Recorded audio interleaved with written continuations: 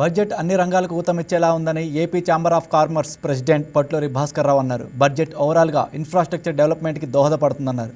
ప్రొడక్టివిటీని increase చేసే విధంగా ఉందన్నారు. ఎంప్లాయ్మెంట్ క్రియేట్ చేయడం, అలాగే ఇన్వెస్టర్స్ని అట్రాక్ట్ చేయడం అనే థీమ్కు బడ్జెట్ ప్రాధాన్యం ఇచ్చిందన్నారు.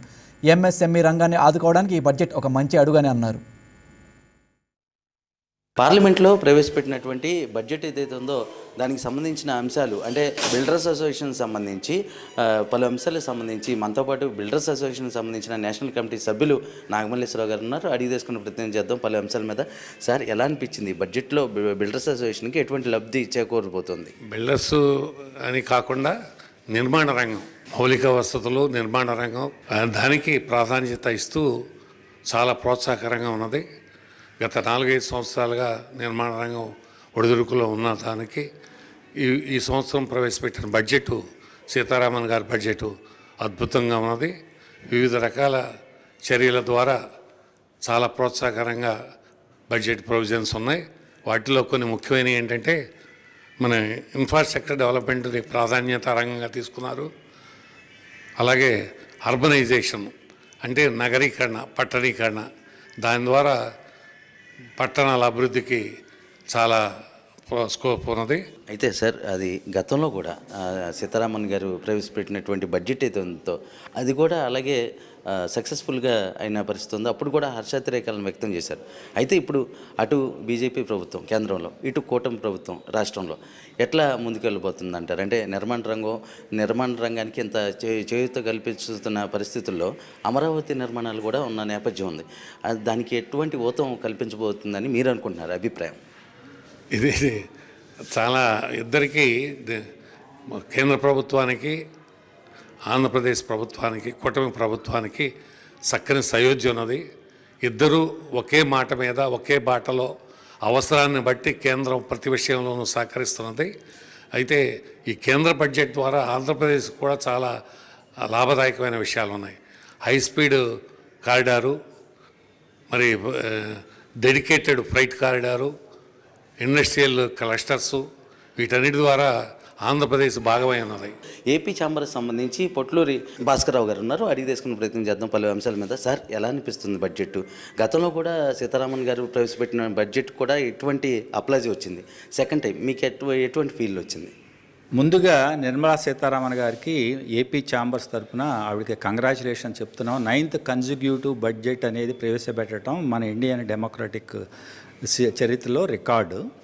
సో ఈవేళ చాలా ప్రపంచవ్యాప్తంగా క్లిష్టతర పరిస్థితులు ఉన్నాయి. ఒక పక్కనేమో వార్స్ కంటిన్యూ అవుతానే ఉన్నాయి. కొత్తగా మళ్ళీ ఇరాను, యుఎస్ఏ, ఇరాను, వెనిజులా ఇట్లాంటి మళ్ళీ యాడ్ అయినాయి. యుక్రెయిను, రష్యా కాకుండా, అట్లాగే ఇజ్రాయేల్, గాజా కాకుండా, అట్లాగే ఒక పక్కన ఇంకా చైనాను, తైవాను రిఫ్ట్ కూడా పెరుగుతూ ఉంది.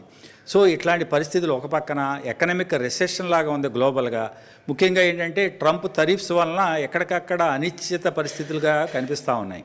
సో దీంతో పాటుగా ఈ కమోడిటీ మార్కెట్ కూడా బాగా వాలటైల్గా ఉంది.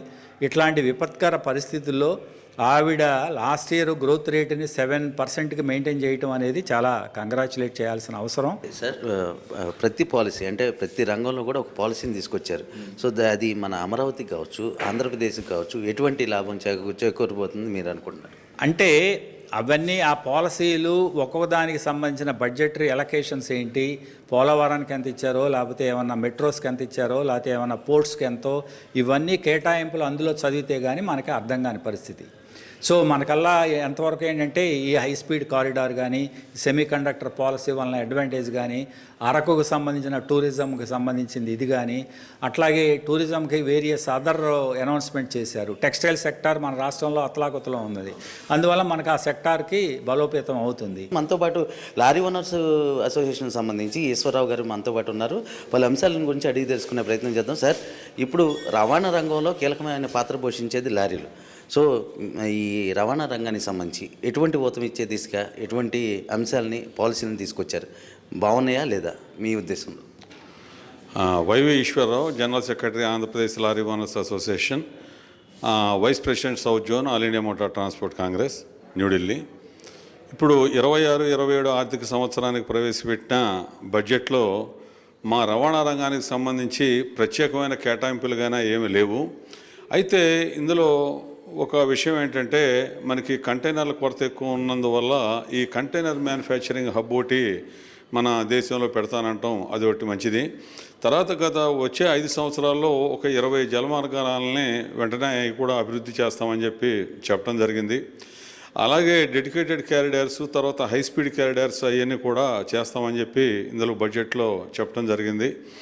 మరి అట్లాగే కొన్ని ఈ రైతులు కూడా కొన్ని ప్రోత్సాహకాలు, అలాగే ఎంఎస్ఎంఈకి వచ్చేసరికి ఒక 10,000 కోట్లు వాళ్ళకి రుణ సదుపాయాలని ఇవ్వడానికి ఒక బడ్జెట్ అలొకేట్ చేయటం, అట్లాగే స్పెషల్ ఎకనామికల్ జోన్లో కొన్ని ప్రోత్సాహకాలు ఇవ్వటం, ఇదంతా కూడా కొంచెం ట్రాన్స్పోర్ట్ ఇండస్ట్రీకి కొంచెం మెరుగుదల అవుతుంది.